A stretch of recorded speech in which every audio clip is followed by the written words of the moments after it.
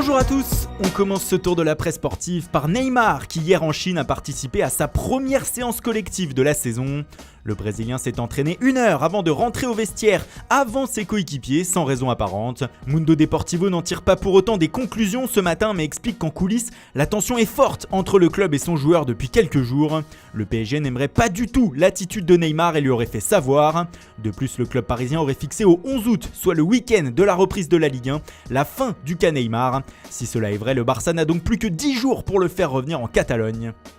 On passe à l'Olympique lyonnais qui, après avoir agité le marché des transferts durant le mois de juin et au début de juillet, s'est calmé. Les Lyonnais ont déjà recruté 6 joueurs et veulent maintenant saisir les bonnes opportunités.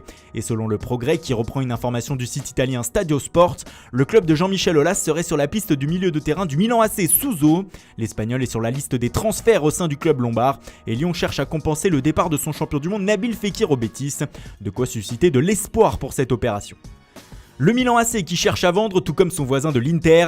Les Nerazzurri sont toujours en conflit ouvert avec leur attaquant Mauro Icardi et cherchent à s'en débarrasser. Selon le Corriere dello Sport, les interistes auraient fixé son prix à 75 millions d'euros. Et l'Argentin a plutôt intérêt à ce qu'un club vienne le chercher. En effet, si l'on en croit la Gazzetta dello Sport, la confrontation est même totale entre les deux parties. Icardi est même carrément expulsé du club. Giuseppe Marotta, le directeur sportif du club, lui aurait même dit qu'il ne jouerait plus jamais à l'Inter.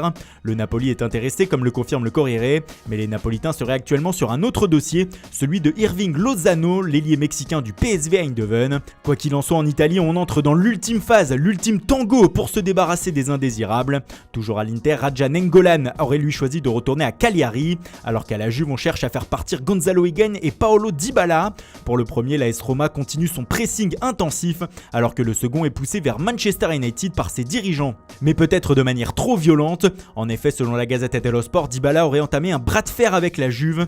La vieille dame aurait donc seulement 5 jours pour convaincre son attaquant de rejoindre les Red Devils dans le cadre d'un échange avec Romelu Lukaku. Il serait actuellement en vacances forcées afin de réfléchir à ce tournant dans sa carrière, parce qu'il s'agit d'un vrai choix important et c'est pourquoi, comme l'explique The Independent, Dybala hésite.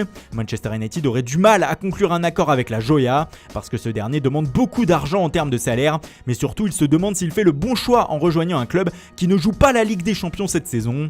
Les discussions se poursuivent et pourraient tourner au feuilleton à moins d'une semaine de la clôture du marché anglais. La Juve encore et toujours avec cette fois un autre échange, toujours en Première Ligue mais avec Manchester City. Si l'on en croit tout au sport, un accord est quasiment trouvé pour un échange entre les deux clubs concernant Joao Cancelo et Danilo. Le latéral portugais rejoindrait les Citizens qui devront rajouter de l'argent en plus de Danilo. On parle de 30 à 40 millions d'euros. Mais la Juve aurait donc le remplaçant de son joueur directement.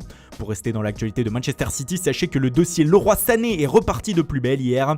Même si le Bayern Munich a démenti vouloir l'attaquant des Citizens, le Times rapporte que les champions d'Angleterre ont tout de même fixé un prix pour leur joueur au cas où. Et celui-ci serait de 137 millions de livres, soit 150 millions d'euros. Le Sun ajoute même que celui-ci serait de 145 millions de livres, soit 160 millions d'euros. Bref, une fortune dans les deux cas. Et on termine par une officialisation. Daniel Alves a retrouvé un club. Libre après la fin de son contrat au Paris Saint-Germain, le latéral brésilien est rentré au pays et a signé avec le club de Sao Paulo. Il fait bien sûr la une du quotidien local Lance qui le montre avec son maillot. « Je suis là », écrit même le quotidien en reprenant les propos d'Alves. Comme l'annonce le club brésilien, le vainqueur de la Copa América le mois dernier a signé 3 ans, soit jusqu'en décembre 2022. Un sacré contrat pour le joueur de 36 ans.